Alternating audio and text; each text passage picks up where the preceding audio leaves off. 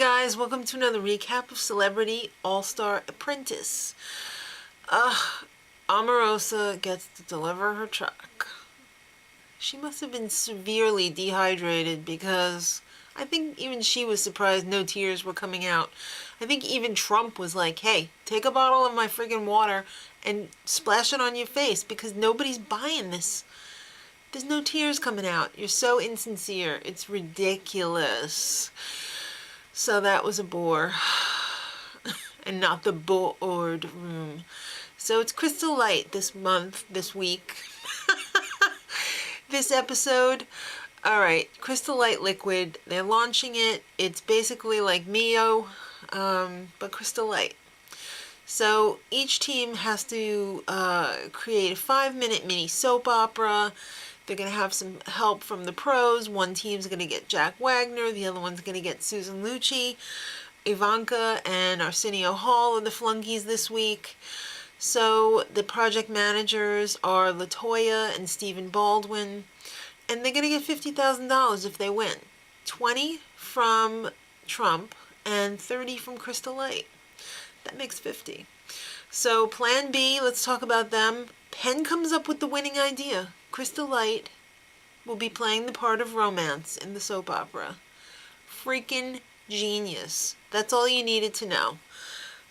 Susan Lucci's assigned to their team. Trace is in freaking heaven because he's the leading man. And it's kind of like a virtual hall pass for him, I guess. So Stephen Baldwin takes the part of the director, and he was a control freak. Everybody was ready to wring his neck because he was a micromanager. He kept interrupting, but you know what? It all paid off in the end because their presentation was fabulous. Team Power, Omarosa sucks. She's like a disease. She's trying to run the whole thing. She comes up with the idea of like housewives, but the idea that she came up with housewives wasn't like Desperate Housewives. It was like the creepy New Jersey housewives that are like flipping tables and smacking each other and everything. And I could see that Crystal Light does not want to be associated with that. That was a poor idea, but what they worked it into was okay. They want to use lines from soap operas that are like cliche. And Lil Jon wants to incorporate a drinking game into the whole thing, which was interesting. Latoya and Omarosa are going at it like a cat and a damn dog. I don't know who won because Latoya wasn't putting up with any of her crap, and Omarosa is such a creep. She just picks on one word and she just can play on it. She can just make you so pissed off that it's like, get out of my face, biche.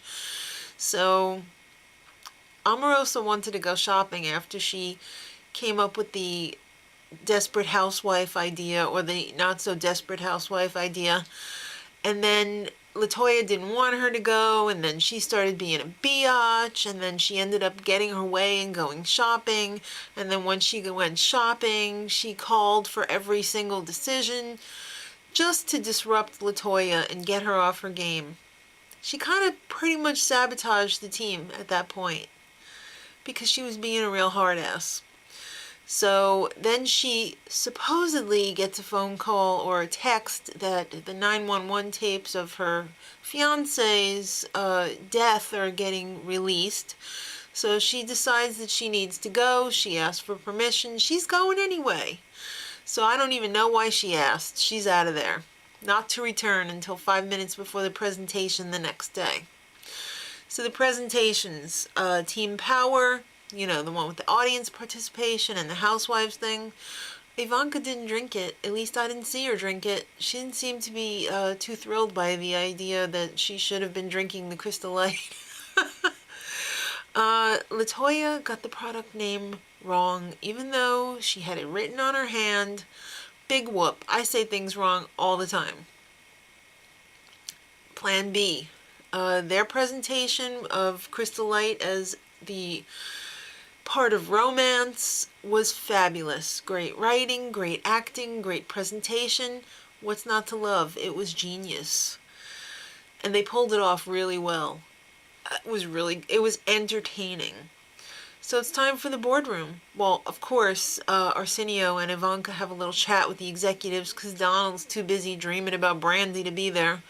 So by the time it's time for the boardroom, Latoya and Omarosa are going at it again, like cats and dog.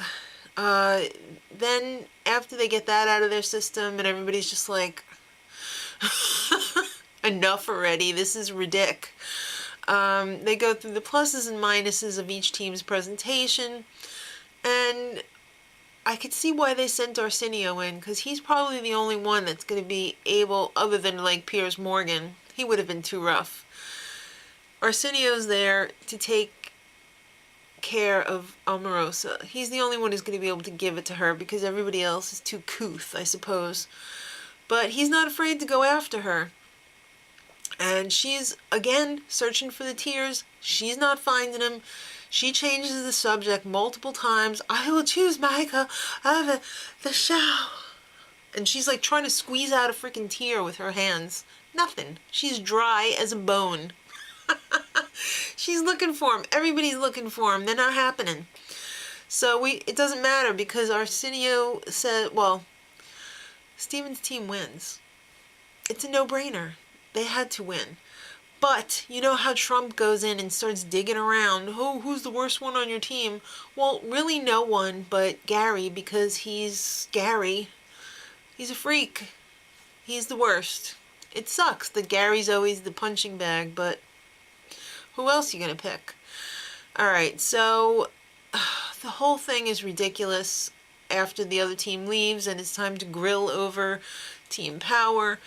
And Omarosa tries to pin everything on Latoya, tries to whip up some tears, everything she does, she's getting shot down. It's ridiculous. And Latoya asks for permission to fire somebody on her team. Trump says no. He says, who you bringing back? She doesn't think she has a chance to get Omarosa fired, so she doesn't bring him back. Which is entirely possible. I would have brought her back anyway, but it's funny.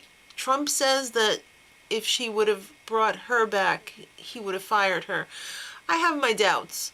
I think this is all manufactured drama. So he's like, of course he's going to say that he was going to fire her if he's got no chance of firing her. So she ends up picking Brandy and Dennis, and they all in the boardroom discuss how how Omarosa had no tears. Latoya brought the wrong people back, so she ends up getting fired.